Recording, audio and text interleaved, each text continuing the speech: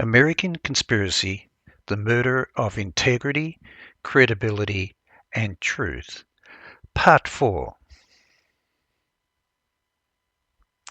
In this podcast, I'm going to present to the public the evidence that Christian Hansen and Zachary Treats, the producers of the American Conspiracy, The Octopus Murders, with Netflix, had deliberately deceived the public and were involved in the cover-up of the credible Australian evidence that they knew existed, but proceeded to produce a so-called documentary, a fairy story, about someone who believes they have been born and look like Danny Casolaro, and on a quest to uncover the truth. They withheld credible evidence that was made available to them by Gordon, SIVELL, and myself, which we provided to them in trust, given that they'd made promises that they were going to assist us with Trey Casolaro, the son of Danny Casolaro, to reopen a homicide investigation, given the overwhelming evidence and motives for killing Danny Casolaro, rather than their report that comes to the conclusion that there was no credible evidence of any threats and that Danny Casolaro was depressed, that he went down to Martinsburg with shoelaces, razor blades, for the mission of committing suicide, which Christian Hansen and Zachary Treats know was not true. Gordon SIVELL, a Canadian investigative journalist, film producer, a veteran of credibility, integrity, and seeker of truth, and myself, who is qualified in physics and mathematics to have communications directly with Michael Riconosciuto in letters from 2004, and thousands of recorded interviews on matters relating to the modifications he made to the Promus software, and his research and development of advanced technologies in defense and security. And he is a genius, an absolute genius.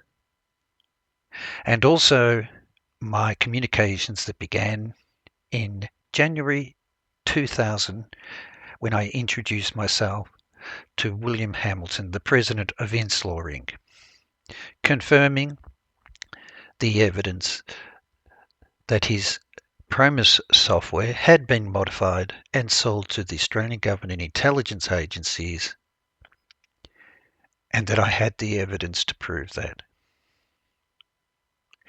We are releasing our book, which covers over 24 years of credible research, forensic evidence in documents from official reports of CIA, of official incorporation documents, and legal documents from US courts, Australian courts, Australian royal commissions, in fact 3 of them. 3 royal commissions that were looking into overwhelming evidence of CIA and the Octopus were involved in the money laundering of arms, drugs, and gold bullion through banks in Australia. And that evidence was the key evidence that Danny Casolaro was holding and investigating. And the story really, and the evidence that Danny Casolaro was pursuing, was all based in Australia. And this is the evidence that Christian Hansen, Zachary Treats, deliberately withheld from the public. And you can only judge a person's credibility and integrity not by what you show the public, but what you withhold from the public that you know to be true. And this podcast will reveal to you the evidence that they deliberately withheld, the evidence that I provided and Gordon Savelle provided, that's covered in our book to be released later this year, which is based on thousands of interviews with key witnesses. 80% of them have sadly deceased, and we began these investigations and our recorded interviews when Christian Hansen and Zachary are still in primary school. They have nothing to do with the Promus software. They have nothing to do with Danny Casolaro's story. I'm the former science policy advisor to the Honourable John Howard and the Australian Liberal and Coalition Party in 1995. My expertise is in advanced physics, mathematics and computing, and my research and expertise and recognition goes back before Christian Hansen and Zachary were born. My true story about Promus, the Promus software, and the evidence that's available in royal commissions in Australia, 3 of them, covers the Nugan Bank, the Costigan Royal Commission, and the Western Australian Inc. Royal Commission, which is key evidence relating to Anne Klink's boss, Dr. Earl Bryan,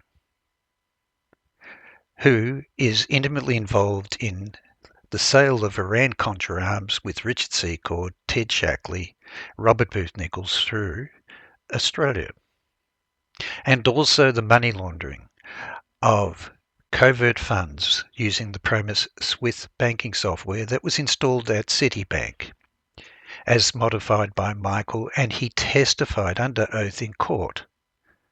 And those transcripts of his court testimony I have proven to be true, and I have met and had communications personally with several of the key solicitors involved with the Costigan Royal Commission and also the Western Australian Royal Commission into the major fraud involving Alan Bond and arms, Iran-Contra arms going through Australia, involving Robert Booth Nichols and Wackenhut Cabazon arms. And the evidence is overwhelming, but my story is the evidence that I've given since 1997 to a parliamentary inquiry in Canberra, Australia, relating to the overwhelming evidence of gold bullion of Marcos, Ferdinand Marcos, being laundered using the Promus software through Australian banks. And it goes all the way through to 2020, whilst Christian Hansen and Zachary are communicating with me, requesting that they can have access to all my evidence to help us reveal the truth. In 2004, after Michael had written to me from prison detailing the activities of Robert Booth Nichols, Ted Shackley, Michael Hand, and Frank Colucci to bring down the Whitlam government and the money laundering of funds with Nugan Bank involving gold bullion through Australia, linked back to Wackenhut Cabazon, with Michael Riconosciuto's companies with Paul Marasca, who was murdered, as they were working directly with Michael Hand. I was able to prove all of that evidence in 2004 in the chambers of Douglas Mair, the QC, the Queen's Counsellor, working with Costigan to expose all the evidence of money laundering involving Nugan Bank with drugs and arms and the Painters and Dockers Union, right through to the same parties being involved with Alan Bond, Peter Briggs. This evidence was made available to Christian Hansen and Zachary Treats. In fact, they inserted a USB key into the computer belonging to Gordon Savelle when deceiving him that they wanted to be able to have a copy of our book, my manuscript, my evidence, my intellectual property, without my permission. So they had access to all of this, including our transcripts of our interviews. None of that was shown in the documentary. And they have now returned it after receiving advice from me that it's my intellectual property and they need to advise their investors that if they're planning to write a book and produce any more series that defames Michael Riconosciuto, defames William Hamilton, and continues to defame me, they should be watching the documentaries, the two Australian documentaries, ABC, SBS TV documentaries about me and my story of launching an Australian Federal Police fraud investigation against the institutions, the Johns Hopkins and its directors. Because Christian Hansen and Zachary Treats both watched those, and they know that I was pursuing under lawsuit and a fraud investigation against the same directors who employed Joseph Queller, who arranged for Danny Casolaro to go down to Martinsburg to meet with Peter Wiedniks, someone from Senator Byrd's office, who we know and have identified from the Martinsburg police records, and an employee of IRS Computer Center in Martinsburg, because Danny Casolaro had picked up 5 boxes of documents, which is in the evidence of the Martinsburg police and also in the Department of Justice investigation with Zipperstein and FBI. And he was also meeting with Robert Altman, the attorney, who had power of attorney for the owners of BCCI and First American Bank shares, and Capcom, which was money laundering Noriega's drugs and $60 billion of fraudulent securities involving Michael Milken and Drexel. And that's the evidence that Danny Casolaro was pursuing. And they also, Christian Hansen and Zachary, also know that Robert Booth Nichols came to Australia and made death threats against me in December 2004, the week after the 2 documentary series had been aired, and was aware that Michael Riconosciuto was exposing all his activities in Australia.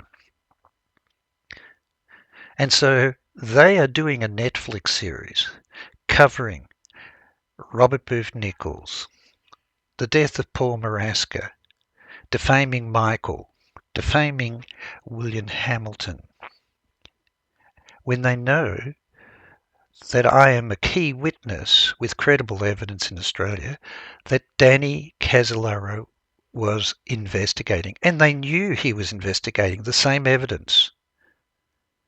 And I'm going to prove to you in this podcast, we're going to play part of the Netflix series, and I will demonstrate to you their deliberate cover-up of anything that links back to Australia in order that the public believes their narrative, and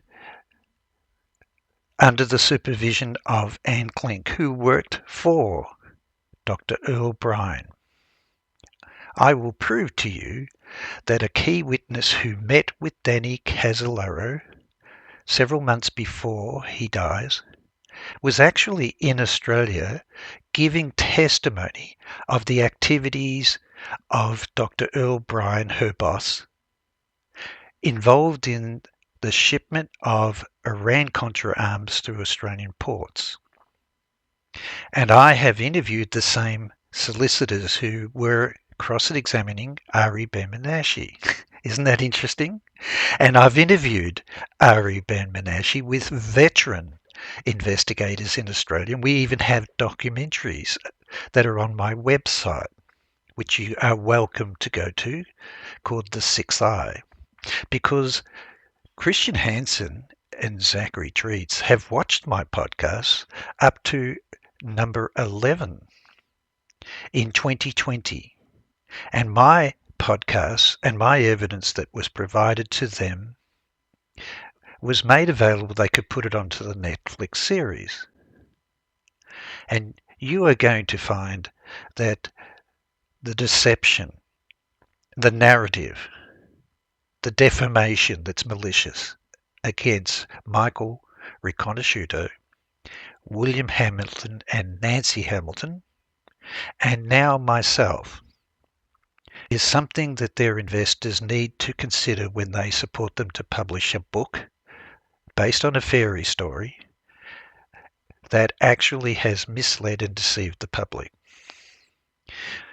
I invite the viewers of this podcast to go to my website. You will find it the6i.org/podcasts.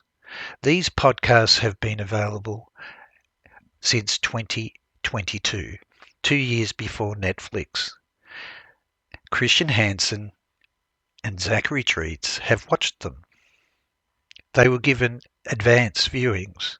They actually had to register and access my evidence, transcripts, and also recorded interviews with key witnesses that I had advised the Martinsburg police detective, George Swartwood, in writing that I have it and I'm willing to collaborate and help them to reopen a homicide investigation, given these witnesses were never interviewed and are willing to testify even to today in any US court that what Danny Casolaro had said to them on the day that he had died when he rang them. He had picked up all the documents from the IRS computer center. He advised them he was meeting William Turner in the afternoon. He had everything he needed, and in fact, I know what evidence he had. It's all relevant to Australia.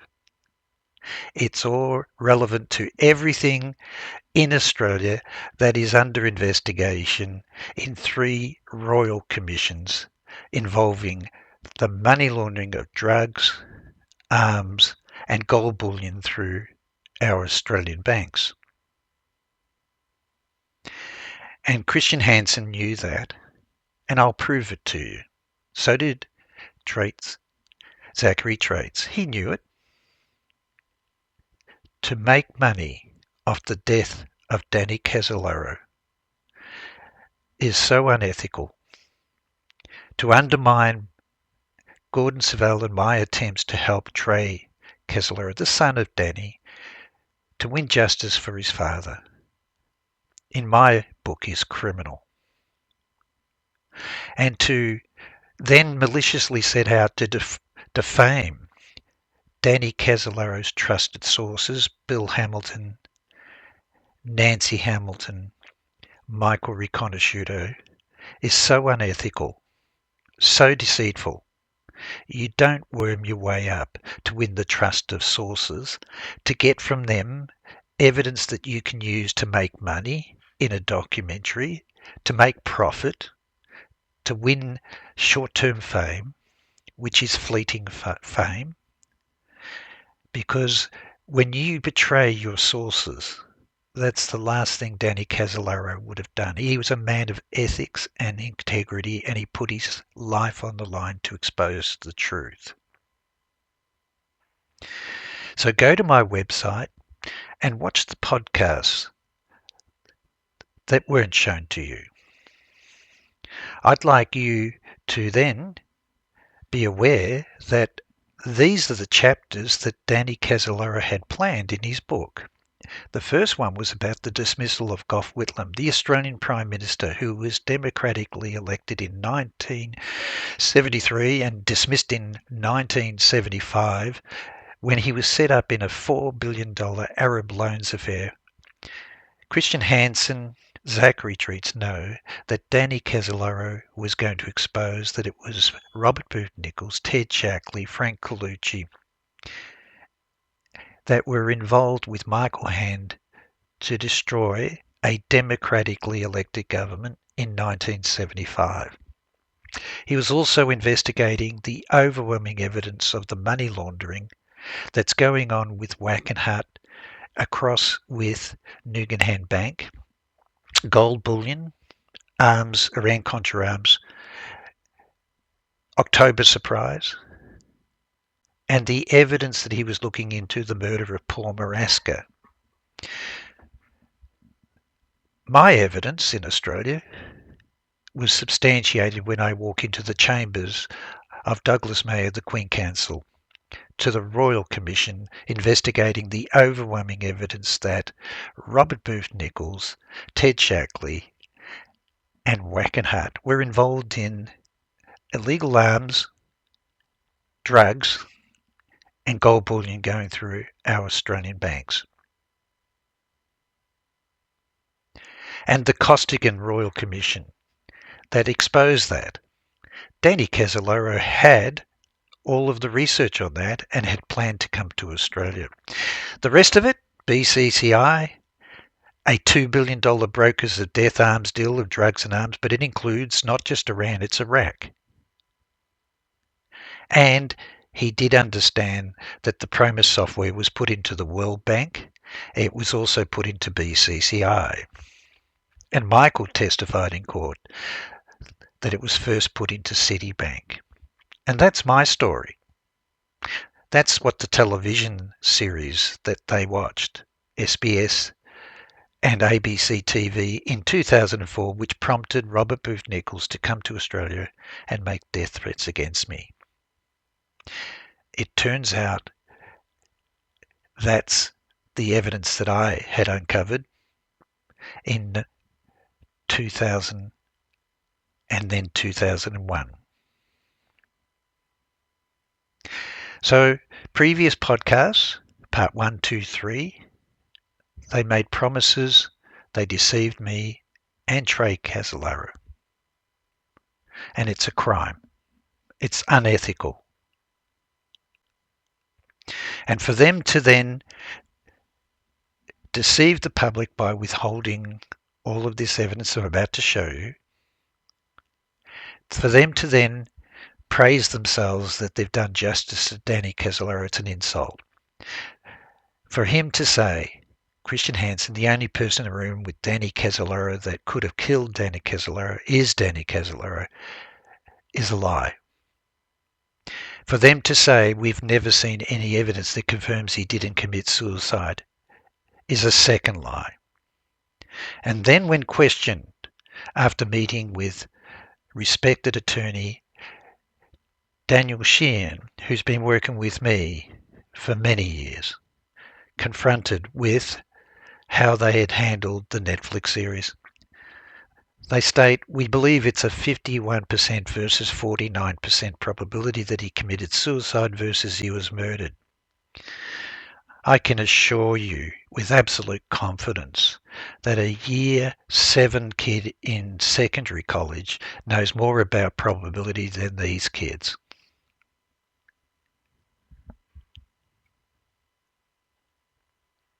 And now I'll present to you the evidence that they deliberately deceived the public. They covered up the credible Australian evidence that you had a right to see on the Netflix series. I'm going to play for you Christian Hansen and his script. He had access to the itinerary for travel of Danny Casolaro when he's requesting funding to expose the octopus. In yellow are the bits that Christian Hansen reads out from the script of the itinerary written by Danny Casolaro. In green are the sections he jumps over, deliberately skips over. And I'll explain the importance of that after you listen to him. And here are more sections of the green sections that he skips over. And it's all the evidence that Christian Hansen and Zachary Treats knew I had proven was under investigation in 3 royal commissions in Australia, similar in nature to your congressional hearings, investigating overwhelming evidence that CIA and the octopus Dr. Earl Bryan and Clink's boss, are intimately involved in money laundering, arms, drugs, and gold bullion through Australia. And we have 3 royal commissions that link back to all the other evidence of Robert Booth Nichols, Wackenhut, and Dr. Earl Bryan, and the money laundering operations with Ted Shackley, Thomas Clines through Australia. So let's sit back and let you be the judge. How can you read a script on Netflix out that skips over the key evidence that they know that I'm providing to them, that we hold? We hold the documents, we hold the court cases, we hold the FBI reports relating to these activities, the cover-up. So let's sit back now and listen to Christian Hansen, the expert on Danny Casolaro, Wackenhut, and the Promus software, in his own words. The Cabazon operation and the Promise software scandal were merely tentacles of the octopus, which moves money and power around the world to achieve its evolving goals.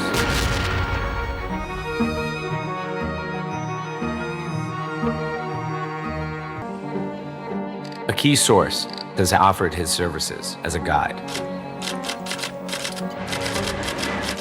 The itinerary for research completion is Lexington, Kentucky, 2 days. Indio, California, to the Indian Reservation and to meet with homicide investigators, 3 days. San Francisco, to meet homicide investigators, 1 day. Seattle, to meet again with Michael, Danger Man Mercanasciuto, in his jail cell, presumably 1 or 2 days. Santa Monica and Long Beach, California. Thailand, Burma, and Laos to meet with tribal leaders and scholars. Kuwait City, Saudi Arabia, Egypt, Tunisia, Israel, Brussels, Zurich, London, 14 days, 2 days, 1 day, 3 days. Danny's transcript and itinerary that he submitted to Herb for the funds to do the research overseas. Oh, Herb Tarlick. Yeah, now listen to this. He was going to Florida to continue the extensions of Barry Seal's operations and lengthy interview with Sarkis Sogalinian, the arms dealer. That's right. That we know he was meeting. Okay? That's who we met in Martinsburg at the bar. That's right. Now listen to this. And visit again with Ari Ben Menashe. Right. He met him before he flew to Australia to give his evidence to a royal commission. Do you understand how important that is? He met Ari Ben Menashe. Yeah. Just 4 weeks before he flew to Australia. He was in Australia before our royal commission giving his evidence that Earl Bryan transferred $6 million across to Alan Bond. That would be after Danny was dead. No, the week that he dies. Oh, no?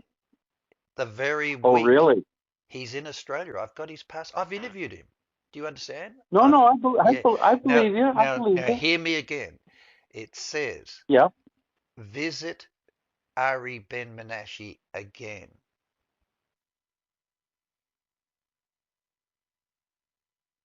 So he's met him probably, well, wherever. We don't know where he met him. We can't say for sure. He was living in Kentucky. He was, that's correct. The date of his submission to Herb is April 20th, 1991. He met him earlier.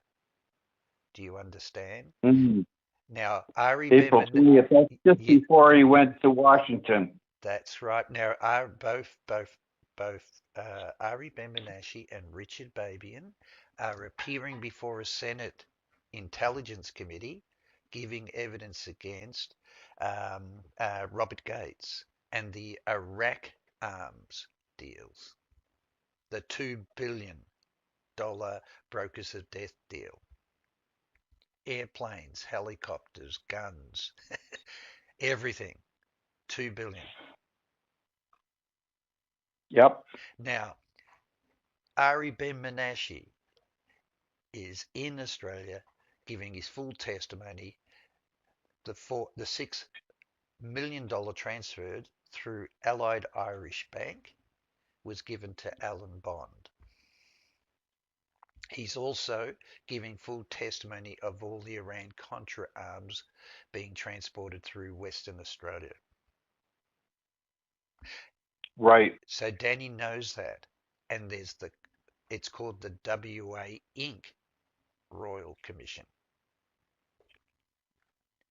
So now listen to this.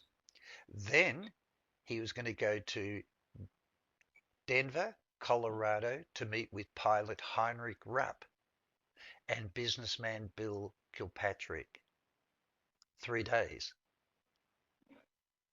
Then he's flying to Las Vegas to meet closed source. 1 day. Someone in Las Vegas. Robert Mayhew lived in Las Vegas.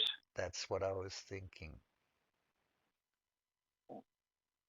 Second, then he was flying to Santa Monica and Long Beach, California to meet with one closed source and arms specialist, Peter Sikorsky. Sikorsky.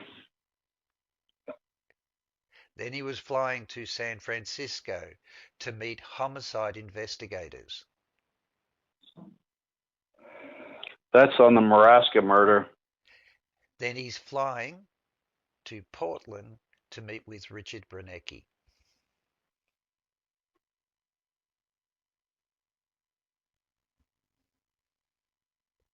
Right. Well, that's good. Not only do you know where he's going, but you know who he's going to be dealing with. Then he's flying to Costa Rica, 2 days. Then he's flying to Chile to meet Carlos Cardone, 2 days. Then he's flying to Sydney, Australia to meet Bernie Houghton and Royal Commission investigators and others, 7 days. Then he's flying to Quebec to meet Michael Hand. This will require help of 2 sources, 2 days. Then he's flying to Marion, Ohio to meet Ed Wilson in prison, 2 days. Everything I just read out to you is everything that Christian Hansen skipped over and wouldn't read out on Netflix. Think they just ran out of time, or what do you think it was? What would be the motive for leaving it out? Australia comes back to me with all my evidence on the Nugan Bank and the arms deals with Robert Booth Nichols and the Royal Commissioners. The other thing is, I've met with the Royal Commissioners, confirming all of these things that Robert Booth Nichols was involved with.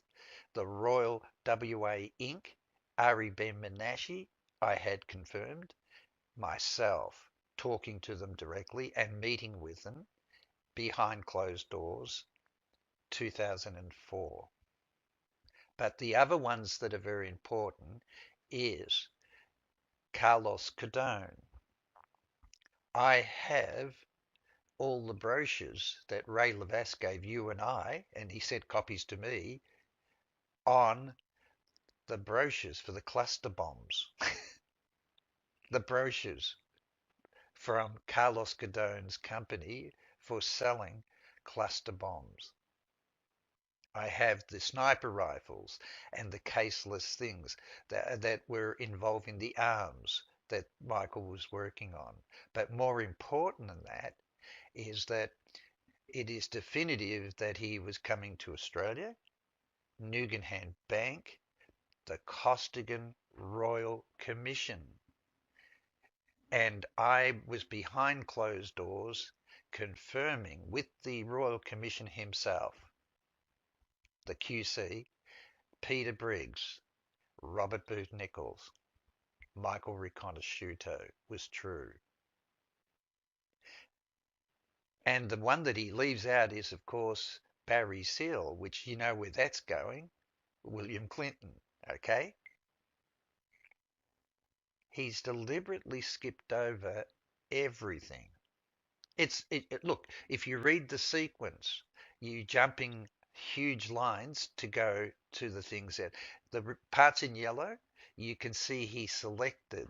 I've got it on the screen as a slide. Here's the yellow bits. This is what he's reading, and I'm playing it, and I'm telling the observers, now look at the green bits as he's speaking. He jumps over all the key evidence that Danny Casolaro has that links it back to Cabazon Arms, Nugenham Bank, and arms deals through Australia.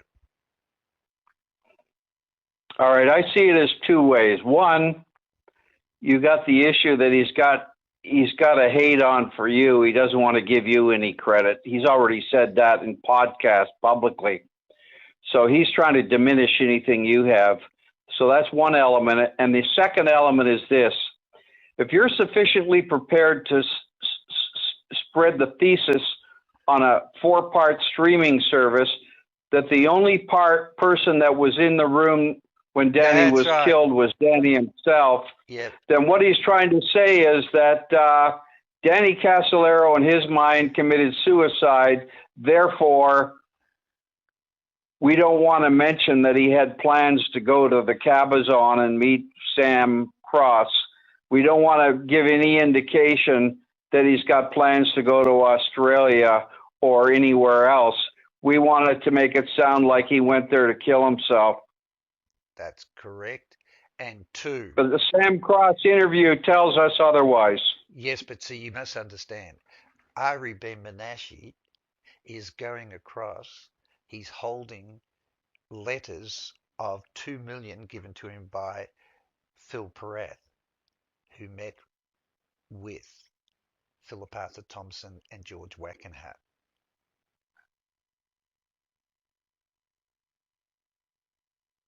And Michael. I have the legal proof that Ari Ben Menashe was financed by Phil Perath, 2 million for the arms deals, who works for CIA and was introduced to Michael to work with him and Paul Maraska at the meeting with George Wackenhut and Philip Arthur Thompson.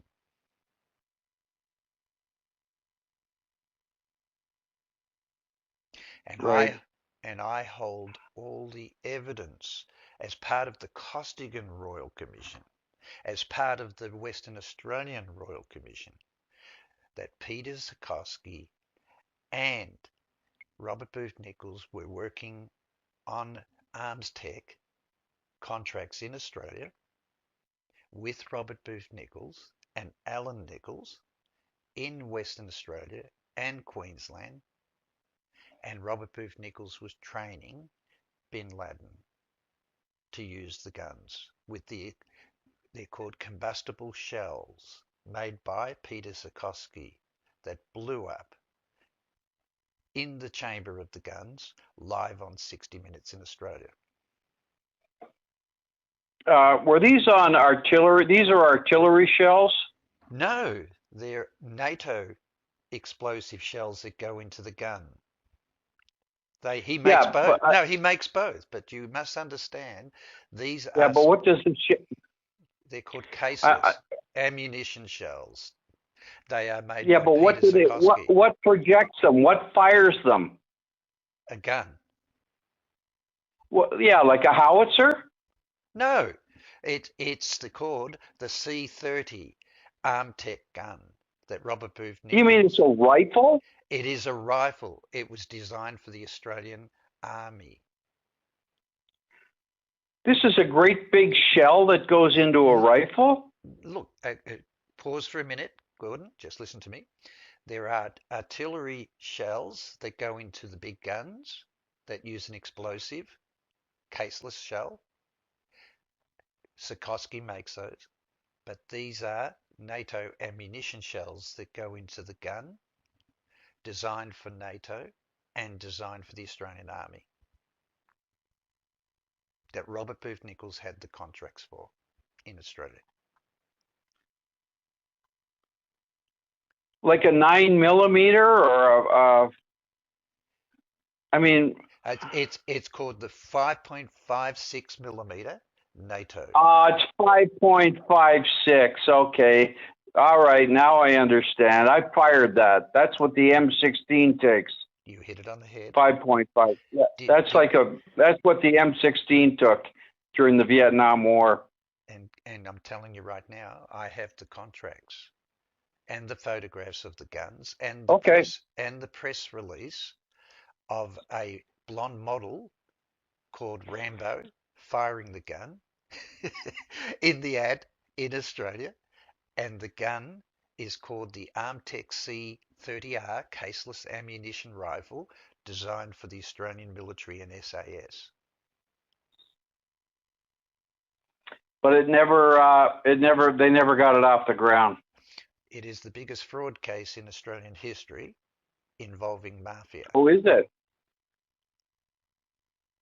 Do you understand? The arms deal was a fraud case. Yes, it's the fraud case that Thomas Gates confirms in his legal case and investigations against Robert Booth Nichols. That's why he contacted the Australian Federal Police. All right. 500 million stock fraud on the Australian Stock Exchange is the company, and Robert Booth Nichols was in Western Australia working with them with Peter Sikorsky. Who took the money? Who walked with the money? The stock market. They floated, claiming that they had a deal for selling them to the Chinese, 1 million rifles. And the question is, why would you be selling them to the Chinese? There was a full investigation. I've got everything, court cases, everything, newspaper articles. That's the TV series that's coming out very soon that I've just been filmed for. Okay.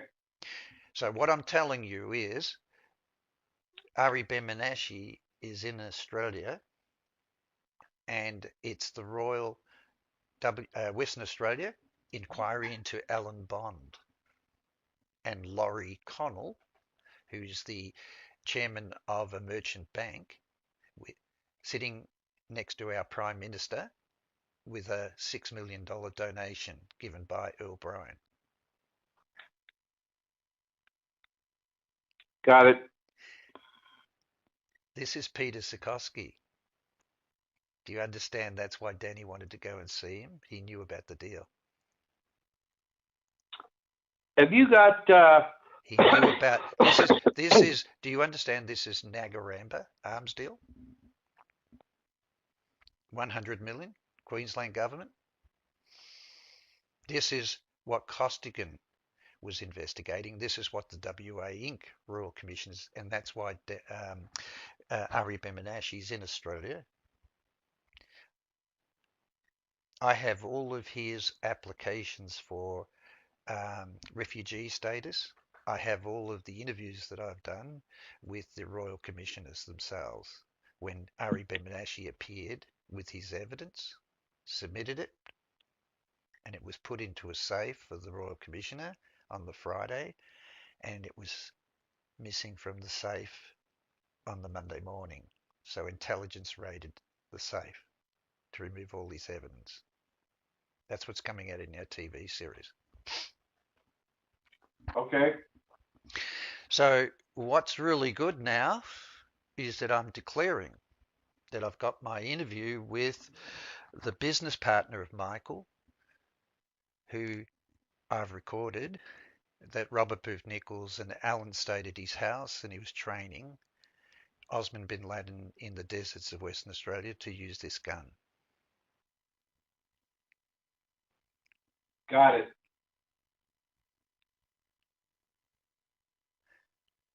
And the Royal Commission was exposing that this arms company was linked to the mafia.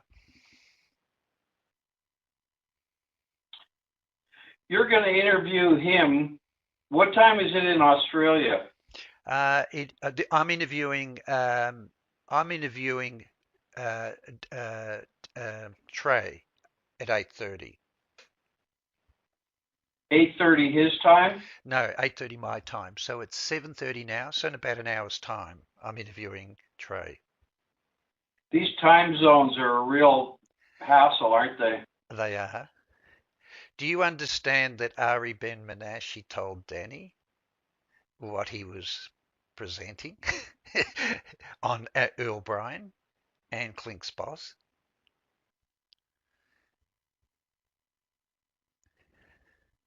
Go ahead.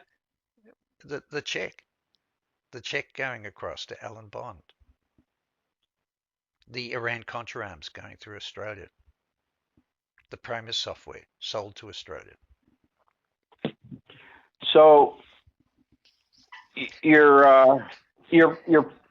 thinking is I'm just trying to follow you because there's so much information there.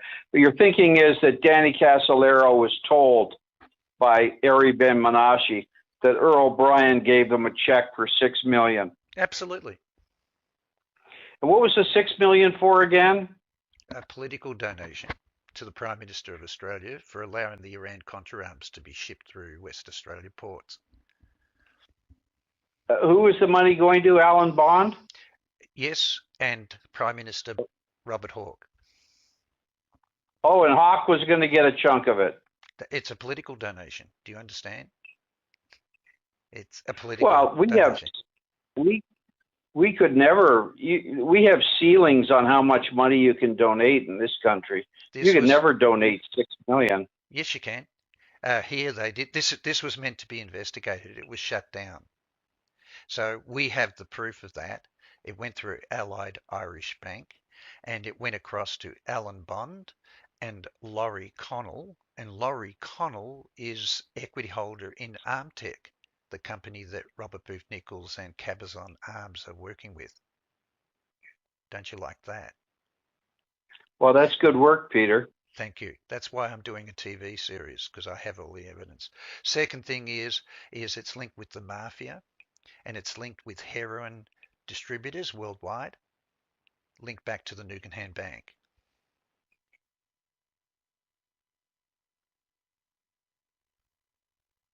This series you're thinking of doing,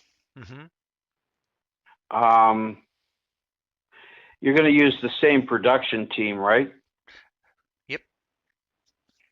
So just one crew, like you're not switching. I will do several. The reason being is that TV series, 5 series, different team, Australian one wants to do the Australian story. Well, that makes sense, obviously. Of course. But more important, this is real evidence. And as I said to you, Robert Booth Nichols stayed at the house with a business partner in Australia of Michael Riconosciuto.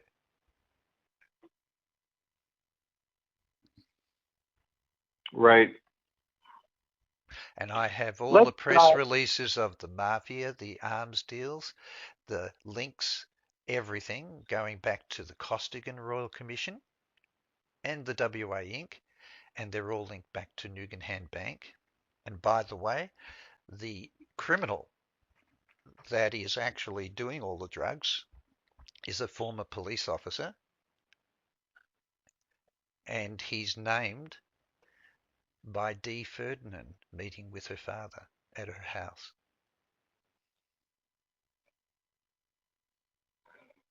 Okay.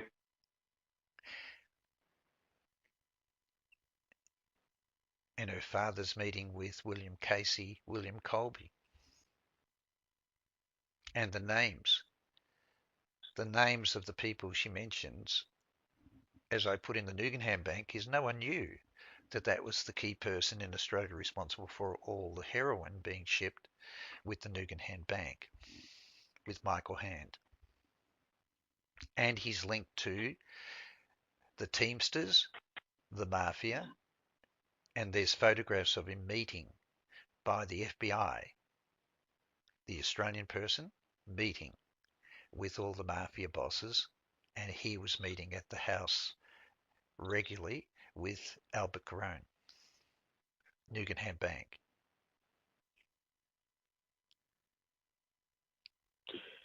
You have to write 5 fucking books to get this done. Of course, but that's why Too much. no, but So that's much why information. I always said I'm doing a TV series. It is 5 seasons. It is real information. It's an education process for people to go on a journey. And when they see the same people coming back in series 4 that we introduced in series 1 and 2, they start to see the links that these same people keep turning up. It's a huge story. It's massive. Well, today I'm going to show that the evidence that Danny was investigating that involved Robert Booth Nichols was in Australia for the Royal Commissions, and it was on his itinerary that's why he was coming. And Ari Benanashi is giving his evidence at the same time Danny's in Martinsburg. By the way, I don't know if you knew. I just want to tell you one quick thing, just Go ahead. in case you don't know it. Maybe you do. I don't know what you know and what you don't. But one of the things that I found going through Danny's files was a letter from Herb Karlitz to Danny, and the letter basically said this. Everybody said, "Oh well, Danny's locked into this literary agent Herb Karlitz, and he can't get a publishing contract." That was Ann Klink's, Yeah. big thing. Who's going to give him 40,000? He couldn't get a contract. Well, what happened was he wasn't getting anywhere with Herb Karlitz, and a couple of days before he went to Martinsburg, he got a letter from Herb Karlitz releasing him from their agreement. Yes. Okay, so you know all about that. I do, and also he said he would put him in contact with a potential TV producer. I don't recall that, but I think the point is that he wasn't hamstrung to the degree that people said he was. He was given what they call first right of refusal. Herb Karlitz gave it to him, said, "You can go to any other book publisher, any other people you want to go to, but I want a first right of refusal," meaning that if they offer you X, Y, and Z, I want to have an opportunity to counter with X, Y, and Z. Yes. So if you come up with something, yes, I want first right of refusal. Yes. In other words, if they're going to do it for this, I'll do it for that. So he wasn't encumbered like people kept saying, oh, he couldn't get a book contract. He had lots of breathing room, and I think that's why he had the time to go on these trips. He knew he was no longer locked in. Yep. And anyway, I just thought I'd throw that out there. Do you remember when I told you I wrote an email urgently to you and Bill and asking you don't talk to Christian for a minute? He knows something he shouldn't know. I want him to respond to my question. Vaguely. Okay. Well, I've still got all that. And that was he knew something he shouldn't have known when he first meets us. Christian Hansen. Christian? Yes. Okay. And I became very suspicious of it. Who is he? What's he doing? Okay. He had information that he shouldn't have had. Is that what you're saying? That's correct. Anyway. Okay. Do you know what the information was? Yes, I do. And just let me finish. All right. So I asked him. So I said, how do you know that? Oh, I went and visited Herb. Do you understand? I went to his company to try and interview him, and I spoke to his secretary. He wasn't there at the time, you know, and so I said, "So you do know that Danny Casolaro wasn't depressed, that he did have opportunities, Right. and that was that Herb was recommending that this could be a TV series, okay? That this has the potential of being a proper documentary TV series. So it wasn't useless, it wasn't hopeless. So what I'm saying Well, to you now is that's when he appeared to you and I and says that, oh, he's interested, he slept in the room and all that sort of stuff. So he'd already said, oh, I tried to interview him and I tried to do this. So I became very suspicious because there's something else that he knows that only I knew, and I was trying to work out where he learnt it from. Okay? Mrs. Carlick slammed the door in his face. Yep, that's correct. He said that on a podcast. That's correct. They wouldn't talk to him. That's correct. Anyway, today I've got to go in a minute, but I'm telling you right now, um, right now, today we play. I'll be putting up the production. I'm playing from the Netflix the clip of them reading out the planned itinerary, and the fact that deliberately he left out all these references to Danny Casolaro coming to Australia to meet with the Royal Commissioners. I will confirm that I met with the Commissioner for the Costigan Royal Commission in 2004 to talk about the evidence that Danny Casolaro had given, Michael had given to Danny Casolaro, and it was confirmed to me to be true. It's Saturday morning in Australia. It is. That's correct. So you expect you'll be doing your interview with Trey very shortly. That's and correct. then Then I do the production for the rest of the day, and then I'll have it up tonight or tomorrow morning. I'm releasing the Oh, okay, evidence. great. Yeah. And Gordon, it's your interview, and you getting all the credit on it, okay? But the fact was that I had told the Martinsburg Police Commissioner and their attorney that we had this and that he had never been interviewed and he was working on an FBI grand jury in Washington, D.C. at the time. Well, then you should put that in, that you contacted them That's correct. about it. That's what I'm saying. I contacted them, telling them that I had this, and Christian Hansen and Zachary knew that I was in communications, trying to help get this open because this is a key witness that was never interviewed. Now, the most important thing is at the time, at the very same time that Danny's in Martinsburg, Ari Bimbinashi is appearing before the Royal Commission, testifying that Earl Bryan and Clink's boss had sent across a secret $6 million political donation transferred to Alan Bond. And I've got a photograph of the Prime Minister with Alan Bond and with um, Laurie Connell, who is the largest shareholder in Armtech that was He linked must have to. put this in his book, Prophets of War. Yes, he did. He did, but I've interviewed him personally. Do you understand? I've Yeah, no, interviewed. and I understand Yeah, that. yeah. No, not just him. I've interviewed the attorney that he met with at the Royal Commissioner. Right.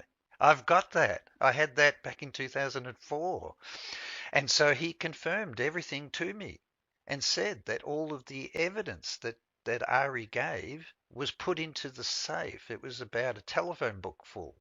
And when they came back on the Monday morning, the safe for the QC, for the Queen's Counsel and solicitor, was raided over the weekend. It had to be intelligence removing the evidence that was politically damaging to the Prime Minister of Australia. Oh my God.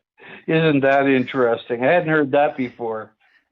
Well, You must Like, understand that the people doing the documentary with me are the people that were covering that. It's on my website and the interview with Ari Ben Menashe, but it didn't talk about that. We're now telling the rest of the story.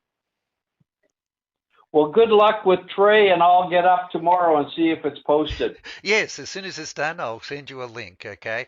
But Sounds today, good. today I'm showing the link of the importance of the Cabazon arms, Wackenhut link with Philip Arthur Thompson, Phil Peratt, Okay. Yep. Ari Ben Menashe, testimony he's Yep. giving, and it's at the same time Danny's getting killed, and here's an independent interview that you did about Philip Arthur Thompson being released from prison to assassinate him. That's And interesting stuff. and I'm going to put up the letter that Sam gave to for Michael as a reference during his trial. Right. That Christian Hansen and Zachary did not show this video. No, they had it. They would have had that They did. because Seymour had it. So when you withhold this information, and it's quite clear that Danny Casolaro knew how important the real evidence was of the criminal activities of the Cabazon Wackenhut Promise story for money laundering, drugs, and arms really was all about. Look, when you withhold information like that on a 4-part Netflix series, you're tainting the truth, you're tainting the evidence, and you're doing the viewer a huge disservice. If you're going to purport to be a journalist, I've got a journalism degree. I went to Kentucky. I mean, you're doing anybody even works in the field of journalism a tremendous disservice.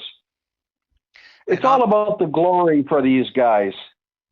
And I'm agreeing with you is that when you talk about ethics, what I'm highlighting with this podcast that I'm going to be releasing, it's what you deliberately leave out that really shows the motive of what your credibility is all about.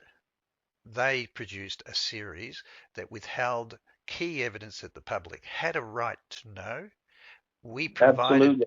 we provided to them completely in trust because they promised they were going to help me and Trey reopen the case so that we could have the real evidence of multiple motives of killing Danny Casolaro.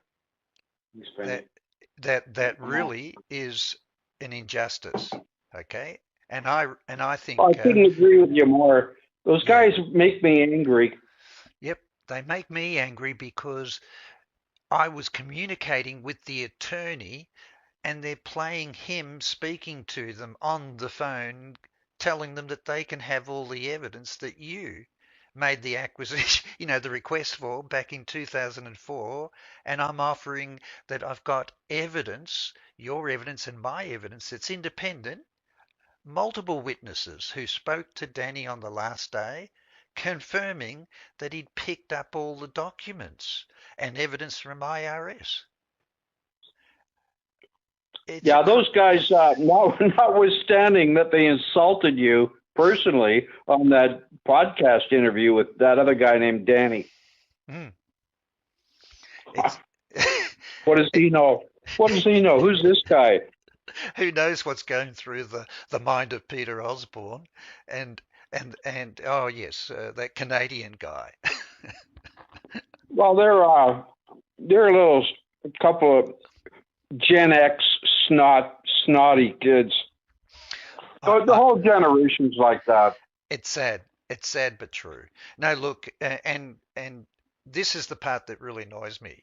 When you're doing your interview with Lou Baffardi, you tell him you've never done this for money.